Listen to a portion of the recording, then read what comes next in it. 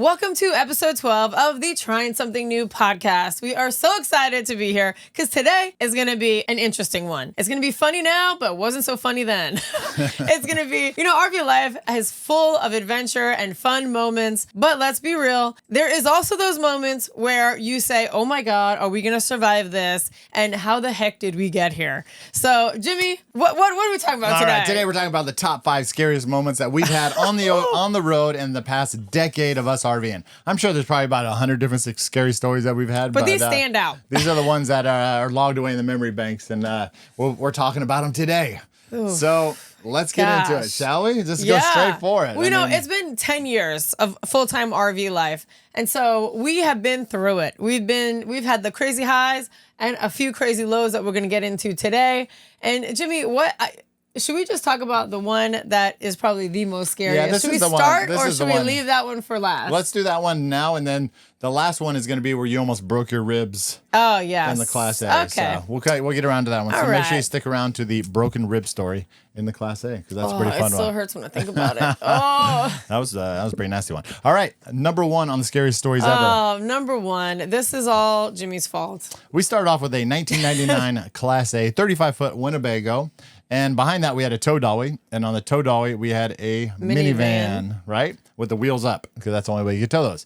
And on top of the tow dolly, we had a custom trailer hitch made that held our 5 bikes. 5 bikes. And so the trailer hitch was only 1 inch above the tow dolly disconnect, where you... the ball joint. Yeah, the ball joint, thing like that.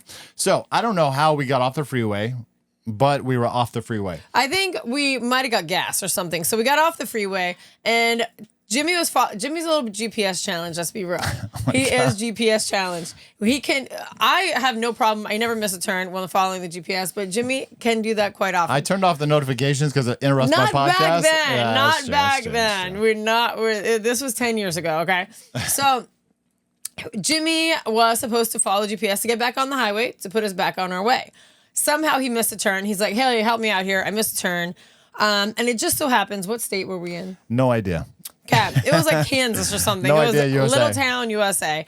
And so he is trying to get back on, but it keeps telling us we can't turn. We need to go left to get back on the highway. Now, the only problem is that there were train tracks running parallel to where we were going. So let me just paint the picture here a little bit. We're running down a country road that is straight for about 20 miles. 2 lanes, straight, can't go anywhere. The freeway's off to the left.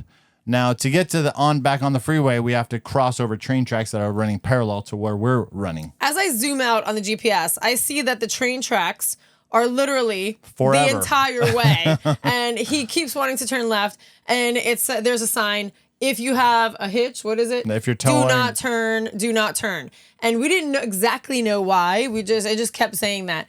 And so, I don't know, maybe 5 turns down, Jimmy's like, I'm doing it. And I go, I don't think so, babe, because the sign is there for a reason. Well, lo and behold, we go 2 blocks down and we see exactly why. Can you guys guess why they would say this? Why? It's because the road went up for the train tracks. And so, now we see why if you're towing something, you're going to get stuck, right? Obviously. High-centered.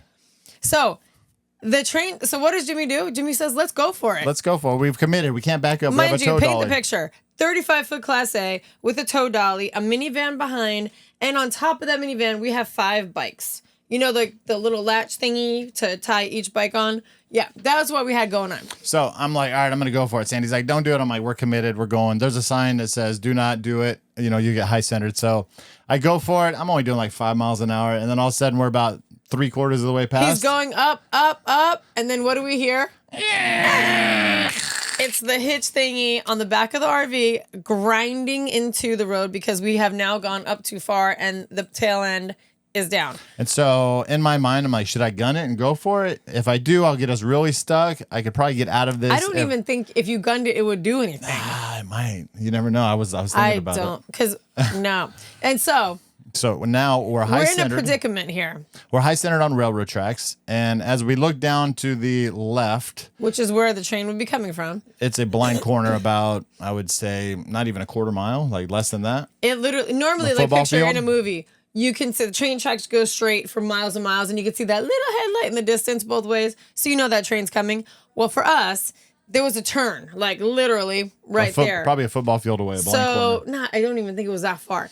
And so if that train is coming, that headlight's going to be fast approaching right there and blow our RV into smithereens. It would have disintegrated on contact. Now, I think the locals came out and would laugh at people that did this because all of a sudden we had a crowd around us. And so to make it even worse, we were driving cross country and our AC went out. And the kids were way younger. Ryder was like 3. So the kids were super young. I was in like a little pair of shorts and a sports bra because it was like 90 degrees in the RV. I was icing the kids down because it was so hot in there. Now I get out with my mohawk, with my little sports bra. Daisy Dukes and a sports bra. And it was like workout shorts. And these people are going like this. White. As they're walking by. And trash. I go, yep. That's us. Do that look to me. I deserve it. Actually, he deserves it because I told him not to do this. We should have done that video like, how'd you get here? What's that one? I bet you're wondering how we got in the situation. We ended up here. Yep. So it was a panic. But while we're doing that, Sky's like, 5 years old at this time? Sky was filming the situation on her iPad, which is hysterical. We had no idea. We had no idea. We're panicking, trying to get the kids out, trying to get the car unloaded. So yeah, Sky's filming. We watch it later. We'll get that in a sec. But so automatically you go into like crisis mode. Like, how are we going to get out of this? You can't back up. So the first thing is you cannot back up when you're towing, when you're flat, the tow dolly towing, because the back tires are locked. Well, everything goes you got 3 access points. So things go 3 different ways, which doesn't work. So I get everybody out, put them all about, 100 yards away. Because like if the train hits, this thing's going to explode into 1,000 pieces. Far away. Yeah, 60 feet away. And so then I'm like, all right, I'm going to take out the minivan. I got to take off the ratchet straps off the tires. It's like a 10-minute process to get the minivan off. So I get the minivan off. I still can't back up because you can't back up with a tow dolly. So I had to take off the tow dolly. But to take off the tow dolly, I had to take off the bike rack. 5 bikes. So I got to take off the 5 bikes, then take off the bike rack, and then take off the tow dolly. So at any point, a train could have been coming. And it's like, it's so hot out. It's like one of those movies where you're trying to clip the bomb and you got the timer going down and down, like a 2-minute timer. And you're like, which one do I clip? Is it the red wire or the blue Everybody's wire? going to blow up. Like, it felt like one of those moments, like real life. Oh. So we get all the bikes off. We get everything off. I had to wheel the tow dolly by hand, which weighs about 400 pounds, right, out of the way.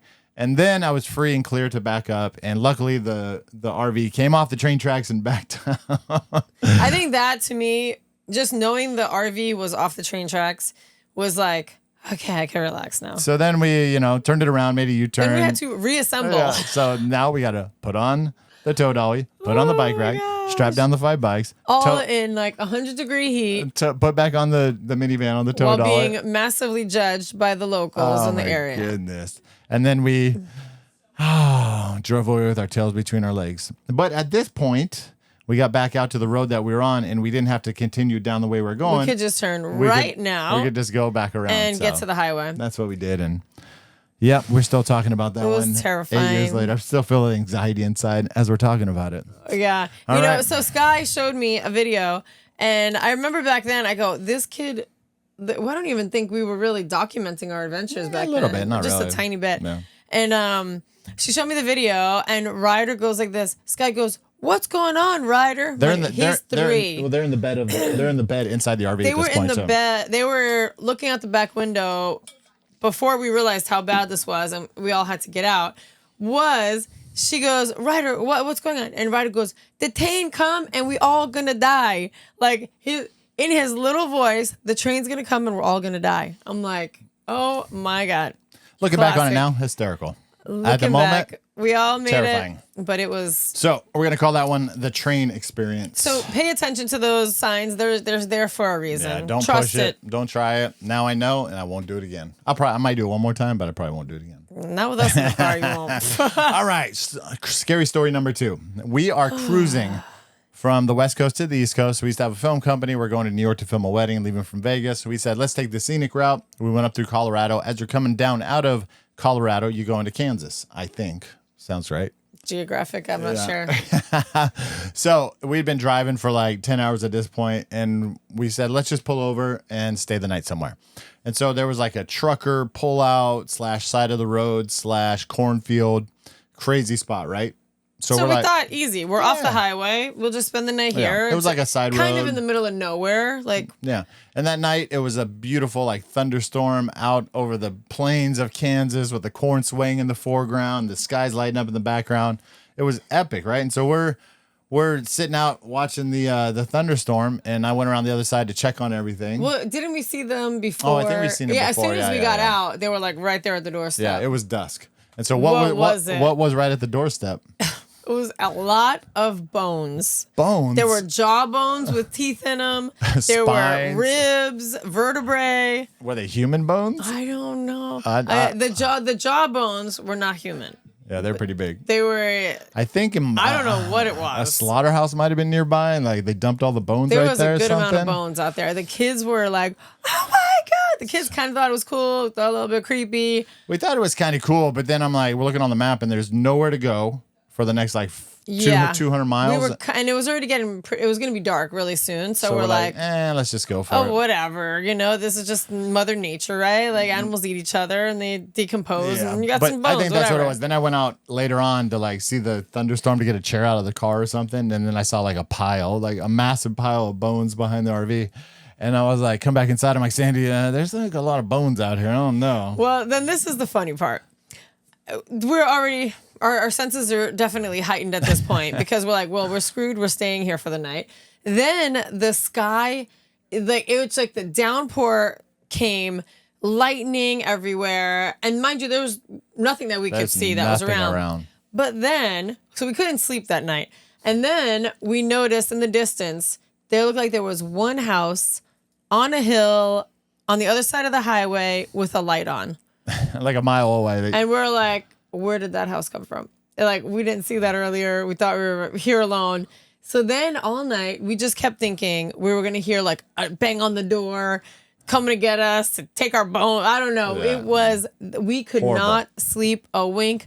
I think I laid on that bed looking out the window like a tweaker or something the whole time. Like, make sure nobody's coming. I think we slept in shifts that night because I'm like... that was horrible. At 4 a.m., I think we finally fell asleep. And then at 6 a.m., we're like, let's get the heck out of here. It was scary. And it was one of those, like, movie kind of creepy, scary. Like, what the heck? I bet if somebody's watching it as a movie, they would be like, just leave. Yeah. Get Why out of are there. you staying there? And we're like, we'll just stay. And there's like a killer in the woods, like right behind us. Because there was like woodsy area right next to us. And so, that was I don't like that kind of stuff. I grew up in New York City, in Queens. And let me tell you, when I saw woods, all I thought was Jason and Freddy and all those characters, those movies. And I do not go, I'm not a woods kind of girl. I do not go into the woods. I don't want to hike in the woods. I'm kind of seeing a theme here that all of our scariest stories are on like travel days, right? Which kind of seems interesting here. Okay. So let's get to the third scary story out of 5. Oh, we do have another scary story that was in an RV park. Okay. That might be a bonus one. Ooh, bonus one. You forgot about that one. There was a murder, right? It was a double murder. All right, so stay tuned for that one because it's going to be in the RV park. Creepy. Yeah, that's a good one. So we do have that's one the in the bonus RV park. one. All right, the third scariest thing. So we're driving across country again. We pull over for the night. It is travel days. Yeah, a lot of times we stay in Walmart parking lots because it's just easy to pull into. We drive late into the night, so we pull in at like 10 o'clock at night. And then we leave early. We leave at like 7 in the morning before they even know we were there. Get in and out, boom, boom, boom. So we're in this parking lot. This was another one that was really a long time ago, a lot of years ago. And so there's a couple semis over there, 2 RVs over there, and then we're sitting there, and then this tour bus pulls in next to us. We didn't know at the time. Yeah, so everybody kind of stays close to each other because like safety in numbers or something. Yeah, and we have all the blinds down, so we don't know what's going on outside. We just started hearing this yelling. What were they saying, Sandy? Who's in there? Who's that? Come out. Come out. Show us who you are. And we're going, huh? Like, what the heck? Like, so what is all of a going sudden on out there? Your adrenaline goes to level 10. And you're like, oh my God. They're coming for us. Like, what is going on out there, And so we look and we notice it was like a couple of drunk guys that they were circling the other RV, which was like a Rockstar tour bus kind of. It was there was no Prevost. names outside on the side of it, but the level. It was like a crazy tour bus, $1 million tour, Prevost tour bus, and so these guys assumed there's got to be some famous people in there, and they were not going to stop until they came out. And they have their beers in their paper bag rolled down, walking like their 40s or whatever, walking around, come on, come out. And I'm thinking, I don't know what the people inside that bus were doing, but that was alarming because, they're drunk and they're just acting stupid and belligerent. That bus didn't move for, while those guys are out there, and we just kind of like barely poked open one blind so we could see what was going on, but that was kind of creepy. That was scary because, you almost feel like a sitting duck sometimes where it's like anybody could come up and say whatever, do whatever, and that's annoying. All right, let's take a quick little break and do a couple of this or that's for a little reset here. So what we like to do in some of our podcasts is ask, do you like this or that? Do you love this? Do you hate that? So we'll do... I feel like it's a great way to get to know people. Yeah, I love watching that with other people. We'll do a little RV this or that. And the place we got this from is we used to listen to Nervo all the time, and they would do... Oh, yeah. In the middle of their sets, they would ask a DJ, do you like champagne or beer? Do you like... Yeah, you really get an insight into the person. Do you like coffee or tea? All that stuff. So, Sandy, I'm going to take a drink of water, but you read the first one. All right, Jimmy, boondocking in the middle of nowhere or packed RV resorts with noisy neighbors. Ooh, that's a hard one. We're talking about all of our boondocking experiences. I think if we're boondocking for a couple days, cool. Any more than that, and we kind of start to grind down. A packed RV resort with noisy neighbors. That's a tough one. I'm gonna do. I know it's a tough one. I'm gonna do boondocking on that one. If it's a couple dayer. I would too. All right, Sandy, driving through the mountains or driving through the desert. Let's not talk about scenery. Let's just talk about I'm gonna say easeability. Desert because it's flat, and we just went through some issues driving through the mountains with the truck. Yeah. So I'm gonna say desert, nice and flat. I don't like those crazy 8,000-foot mountains. Yeah, I don't like that either. And just climbing and put so much wear and tear on the truck, and then the brakes coming down. Not good. Okay. All right, Jimmy. Ooh. Overnight at a Walmart parking lot or overnight at a truck stop. All right. I'm gonna have to choose Walmart on this one because the truck stops are made for trucks, and those guys run their giant diesel engines all night long. And I'm always worried that the exhaust is gonna come in the RV and kill us all while we're sleeping. And, I don't know. I just like to give those guys their space. They're on a different wavelength than we are. We're out here having fun. They're working, so it's a different vibe. They have to stop. Yeah. So respect the truck stops as much as possible. And now, if a truck stop has the RV parking, then that's different. We like rest stops, but we hardly ever do truck stops. All right. Number 4. Sandy, would you like a small, cozy RV with less space or a giant RV that's harder to park and drive? Giant RV. Giant RV for sure. We have some friends. We had the cozy less space, and the bigger RV with more space is definitely good for our family. Yep. We just met some people at the Hershey RV show, and they were like, "We're thinking about 40 foot because we're scared to get 45." I'm like, "There's no difference. Just get the biggest one that you can." And we haven't had any issues parking our RV. I mean, you have to know that if you're over 30 feet, you're not going to get into a lot of those state parks or those smaller places, and I'm totally fine with that. Yeah, you got to plan way ahead to get into those. Yeah, and we're not planners, so we miss them anyways. All right, there's 5 more on here, but let's get back to segment number 4. All right, we're going to keep the Walmart theme going here. Okay, so another Walmart one. Yeah, we were in Arizona, again, driving cross country, and we decided to stop in Walmart parking lot for the night, and it was a Saturday night. We kind of always find like a back corner to hide out in just to kind of be like low profile and all that stuff, and we wake up at like, I don't know, midnight, 1 in the morning, and there's like, it sounded like Fast and Furious outside, and bottles are breaking, people are doing donuts, everybody's screaming and hooping and hollering. Well, we didn't realize Walmart was like the spot. Yeah, we didn't realize that in a small town that Walmart was like the hangout for all the car people and all the rambunctious young kids that were wilding out on a Saturday night. Looking for a place to go. Yeah. And so it lasted about 2 hours, and I mean, nothing happened to us, but at the same time, you're just like, damn, these fools are like going crazy out here. And any minute, like somebody could, I don't know. Yeah, like what's that RV? Yeah. Who's over there? So, and we have our names all over the RV, and they just got to type in social media and all that stuff. So, yeah, that was a little moment. Not necessarily the scariest thing, but kind of like, this doesn't feel very good. Yeah. So, Walmart, number 2 for the win. Oh, now this one. Oh, my gosh. This was going to be the last story, but we're going to add one more story. This one hurts even when I think about it because it was just caught me off guard. The kids were really young. This is in the beginning of our journey in the Class A.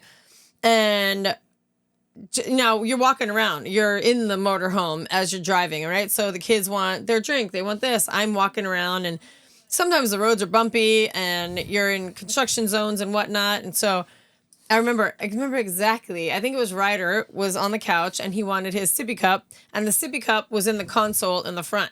And so I'm like, oh, sure, I got it. As I'm walking to go get it, I'm leaning forward, and what happened, Jimmy? Well, we're on a very tight construction 2-lane. It was a freeway. highway. They closed it down to 1 lane, I think. There's barricades on both sides, so it's like super tight, and you got like 6 inches before you're gonna grind the side of your RV on there. And on the right-hand side, I was in the left lane because it was merging, and the right lane was coming to I don't know. Well, I think the cones, like whoever was on the right, had to merge. Yeah. And so, I don't know, this guy didn't see me. I didn't see him. I don't know Or he probably waited till the last minute and then it was like, shoot. So he scooted over. He comes over and he's going to broadside us on the side. And so I saw it and I'm like, holy crap, this guy's going to take us out right now and smash us into the wall. So I had to hit the brakes so that I could slow down and he'd go forward. Well, Sandy's walking toward the front as I hit the brakes. And I did not know that he was about to hit the brakes, so I had no idea. So we go from like 60 to 40 in like 20 feet. So what do you think happened?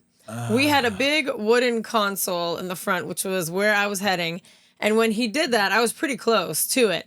And so when he did it, I flew forward and my ribs hit the top of the console and just completely knocked the breath out of me. I literally thought I broke a few ribs. Were you trying to do Superman? No. It's a good thing I didn't go through the windshield. I mean, there's so many things could have happened. And Jimmy saw that I went flying. He's like, between having to stop short because the guy just cut him off, and then me flying just bad timing into the console, and now I'm just look like I died. He's just like, oh my God, are you okay? And I'm going, when you get hit, you just can't even talk. I could not talk. I couldn't breathe.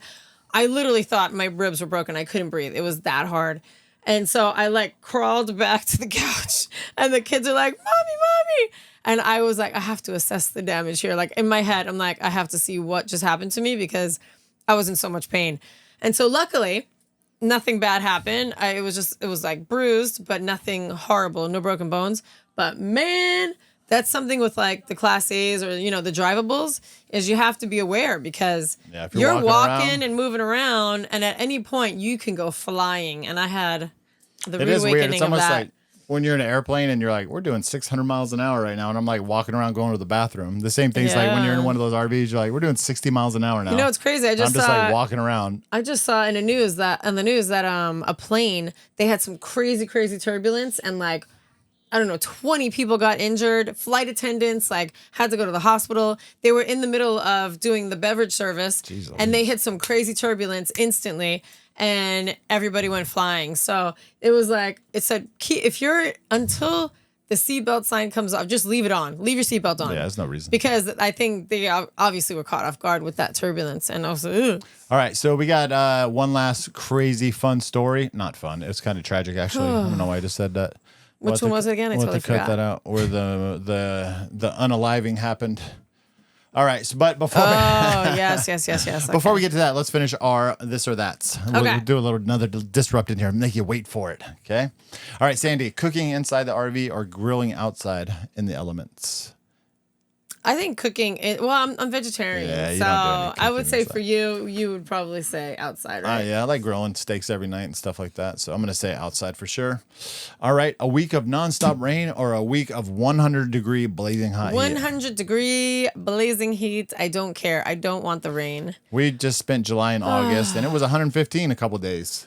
And we managed, in Vegas. We up until about 10 or 11, it was fine. And then 11 to 7 is miserable. And then 7 to midnight is wonderful. 115 was hot. Yeah, it was hot for and sure. our back AC went out. So that didn't help the situation.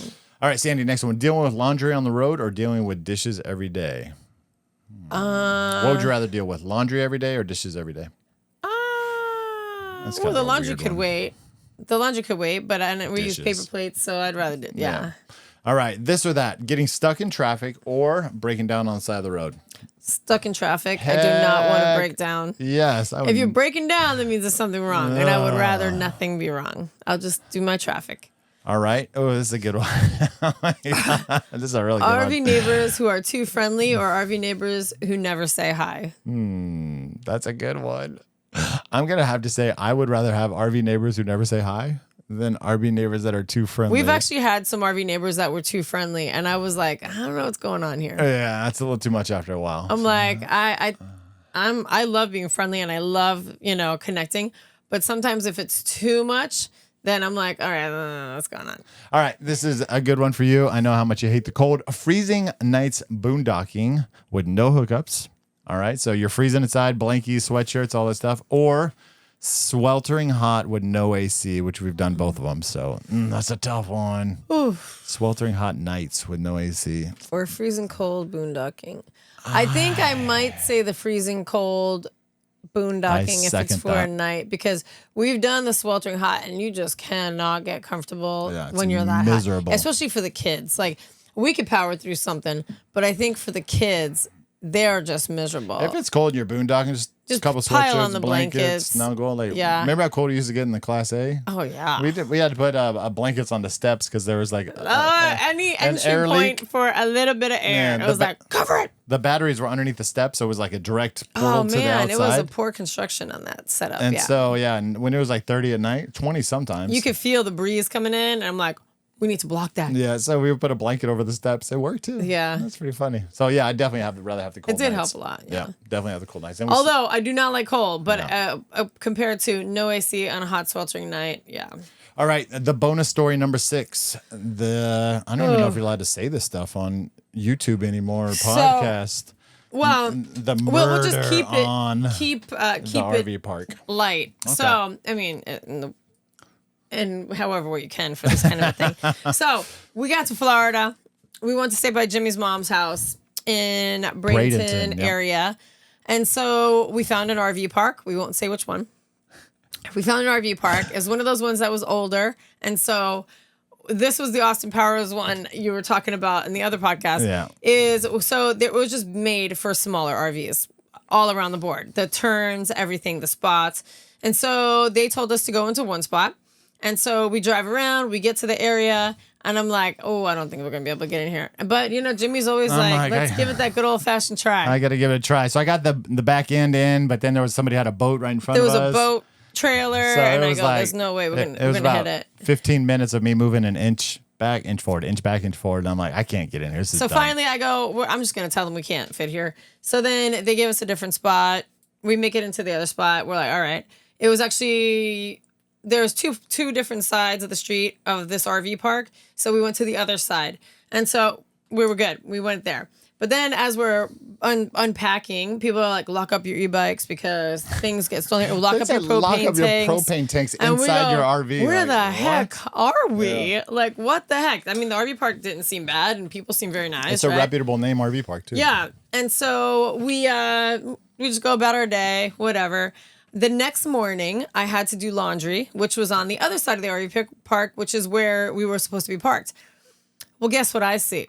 I see yellow police tape everywhere around the entire area. And I'm like, what the heck happened here this morning that there is police tape everywhere? And so, of course, nosy me, I'm like driving around. I'm like, trying to find he's like, I got to figure out what's going on. Because the laundromat area was shut off, was like blocked off. And so I drive around and I see one of the people and I go, hey, what happened over here? Well, what they tell me, it just happened like an hour before, is like, we were literally going to be parked right across the street from where this thing happened. And what it was there was a guy who, unalived, his mom and her boyfriend in the house right there. In the RV. It was in the mobile home. It was like one of those where it's like mobile homes and RVs. And well, he lived in the shed. Sandy found out the whole story. So let's paint the picture of what was going on there. He's done this before. So he did something horrible to the mom and so they're gone. And I'm thinking... Well, let's paint the picture here for a sec. Like, he lives in the shed. He got in a fight with the parents. I think he probably wanted money or whatever it was. So he went into the RV. I think he was in his 20s or 30s. And he did what he did to the family, and people outside said they heard the rustling and the struggling and all that And the crazy help. stuff going And on. I mean, like, Yeah. heartbreaking. So yeah, after the incidents, I guess he ran away, and he ran by our RV. Our RV with our back down. And the way we know this is I saw the cop, you know how they measure the with the wheel. the way the guy went. And so I saw him doing that down the road. That was the road in between our side of the park and the park where the side it happened. And I'm thinking, that means that guy did what he did. And now he's running out of the park down here, right past our RV, and luckily kept going. And that was pretty scary. And we literally were supposed to be parked on that street, but we couldn't fit. And that's when, like, the universe is taking care of you. Like, guys, you don't want to be there because something bad's going to happen. Yeah. So, man, I feel like we're like on a down note after telling all that. We need to pump it up a little bit here. All right. So then, fun story. You got any fun stories that we could tell really quick? So then we need to cleanse the energy. So, it's one of those things, right? Like, you could be living in a neighborhood and find out next door something crazy happened. And so over 10 years, though, we got 6 stories. Yeah. Like, I'm sure we got a few more, but those are the ones that those are the ones that most. Everything else is just your basic whatever, I'll finish out with a fun story just to give some energy and some light and some positivity to this thing. We were just driving from Idaho to Elkhart. So all the way up through Wyoming and Idaho, and it's climbing for 2 days and climbing and climbing and climbing and climbing. Finally, we got to like 8,000 feet, and the truck is like gasping for air is what I think. And so we get a engine warning light comes on, and it goes into limp mode, which means we can operate at like 50% of the power. And that's like our biggest fear is like that we're going to break down somewhere on the road with the truck. So we're very preventative on the maintenance to make sure that doesn't happen.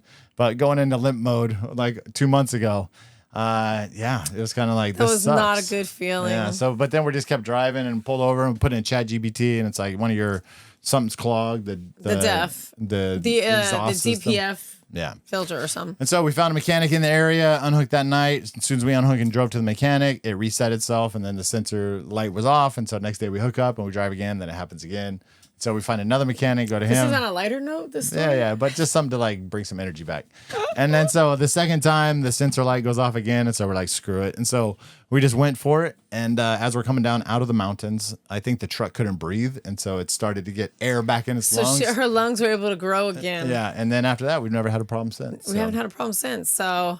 Yeah. All right. And we're just staying flat now. We're not doing any more mountains. So. And the mechanic said the truck is probably used to Florida, and so it's used to 800 feet, no, 80 feet above sea level, and not 8,000 feet above sea level.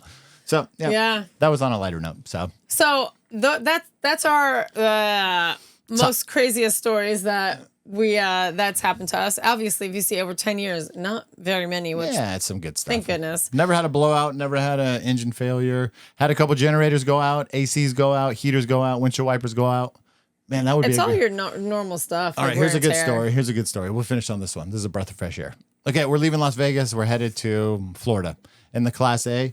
As we're leaving Las Vegas, one of my valve stems comes loose, and so we get a flat tire. But it was in a Costco parking lot, and I have a compressor, so I was able to air it back up and tighten the valve stem. So that was when we were leaving Vegas, and we get up into like Flagstaff, Arizona area, and for some reason it was winter, but there's a huge snowstorm that hits the area, and at that point our windshield wipers went out. So we're driving.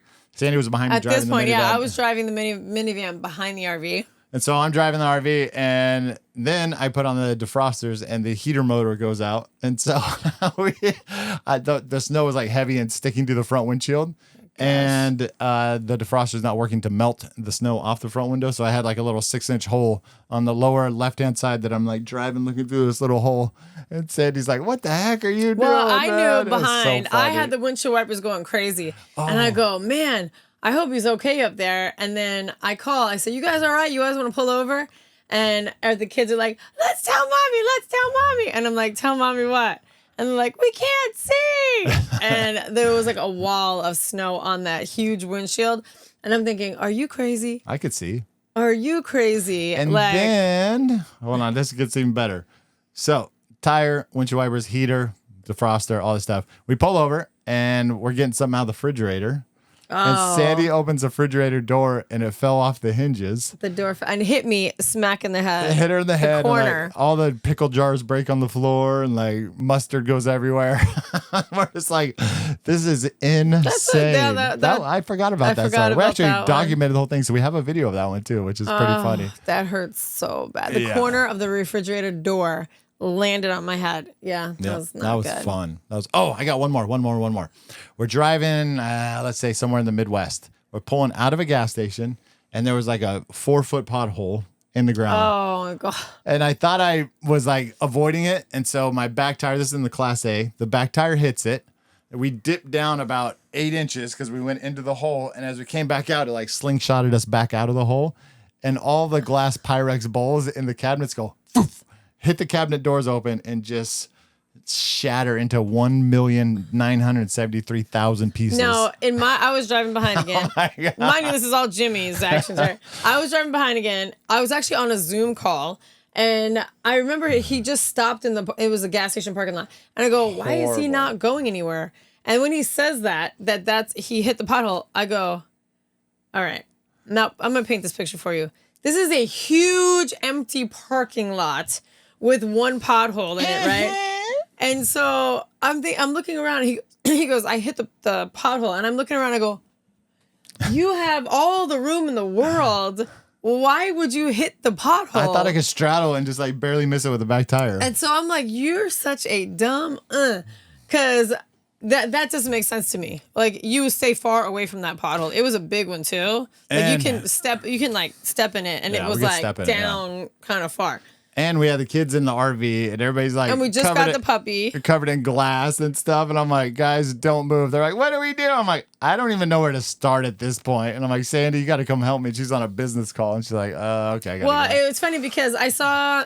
I couldn't call you because I was on the call, and I'm just wondering, like, what's going on? Why is he not going? Like, it didn't make sense to me. I didn't even notice the pothole at that point. And then I see him with all of our rugs wound up, like, on his shoulder, and he's walking them to the dumpster. And I go, what? And, like, I was just so puzzled. I'm like, where is he going with our rugs? Like, why would he be throwing our rugs out? And then he came over, and I was like, okay, I got to get off this Zoom call. Guys, something's going on. And then that's when he says everything was covered in glass. And I'm just like, shards of Pyrex. Are you serious? Like, how did you hit the pothole? That's the one thing you avoid in one of these kind of parking lots, right? Yeah. And you had all the room in the world, but regardless. So, yeah, we had to throw out all the rugs. Luckily, the kids, nobody got hurt. We had just gotten the puppy. And so, yeah. I think we did 2 bonuses on this one, which is pretty cool. That was another bonus, all yeah. Right. So hopefully we ended on a little happier note there. So that was the kind of point of that one. But, yeah. So, as you know, whatever you do in life, there's going to be stories. There's going to be something. So share some of your crazy stories down in the comments, because I would love, love, love to hear it. And no, we're not the only ones out here that are having crazy things going on. Leave us a comment. Let us know. Send us something on Instagram.